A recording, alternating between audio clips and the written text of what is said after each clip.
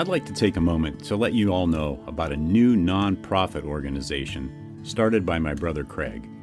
It's called Treats and Truth. They fill oversized brown lunch bags with snack items, chips, crackers, popcorn, cookies, etc.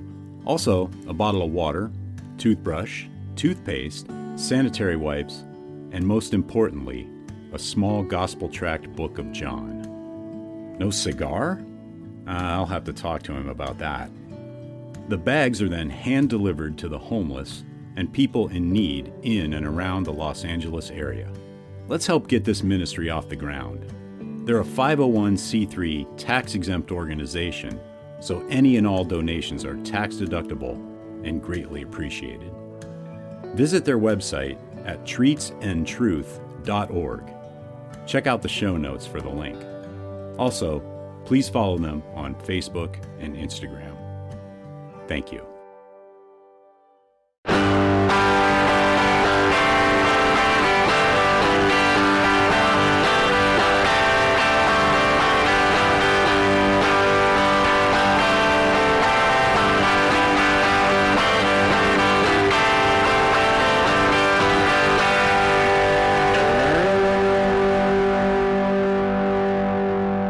Welcome to episode 96 of the Burning Bush podcast, where we share the message of the Bible while enjoying a good cigar. Hope you're doing well, and I'm glad you've joined me today.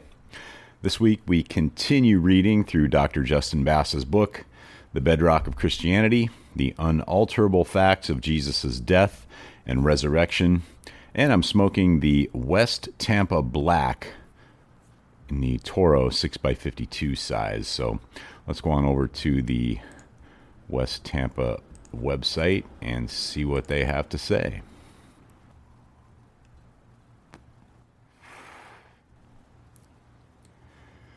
Flipping the coin on West Tampa White, which is the other cigar in this line, West Tampa Black screams to be admired.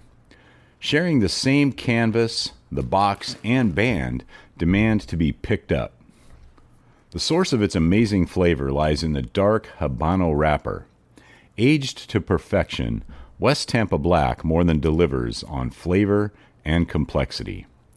Filled with Condega Viso and legendary Esteli Ligero, this cigar delivers body that will please both the new and seasoned smoker. A perfect complement to your West Tampa White, Black will be a must-have in your humidor. And the body is medium to full. Wrapper is Habano Dark. Binder is Ometepe Habano, and fillers are Condega Viso and Esteli Ligero. And the Vitolas are Robusto 5x50, Toro 6x52, and the Grande 6x60.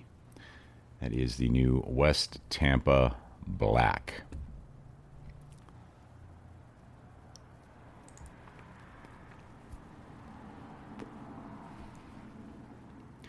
So let's go ahead and get back into Dr. Justin Bass's book, The Bedrock of Christianity.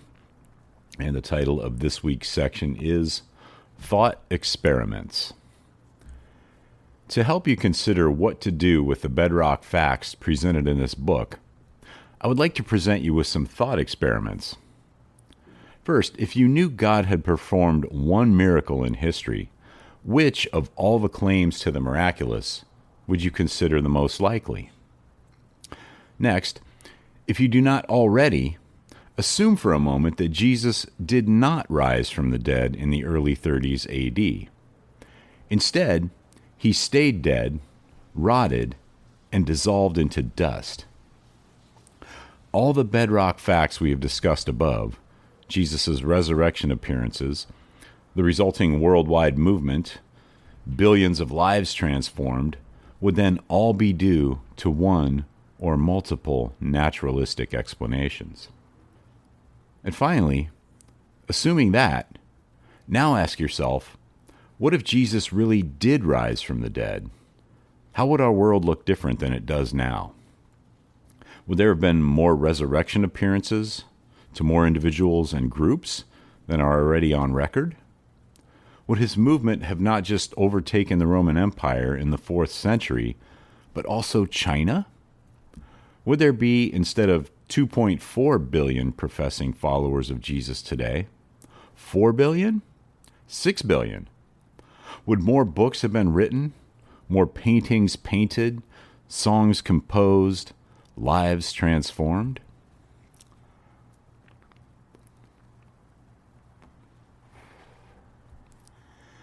As Theodore Parker wrote, "Measure Jesus by the shadow he has cast into the world.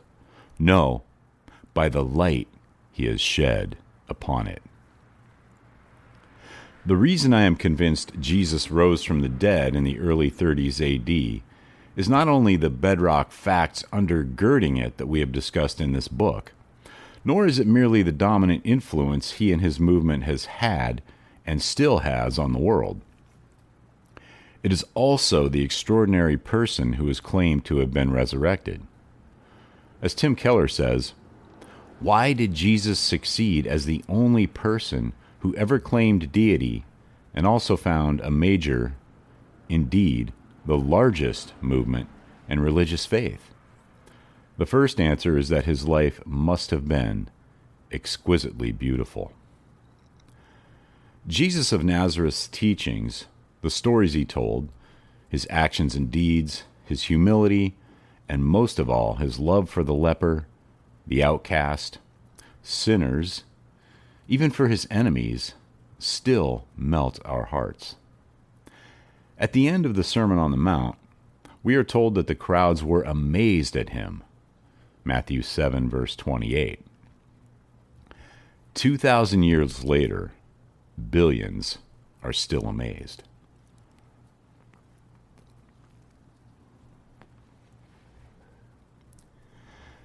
The claim that an extraordinary person has been raised from the dead is not that compelling.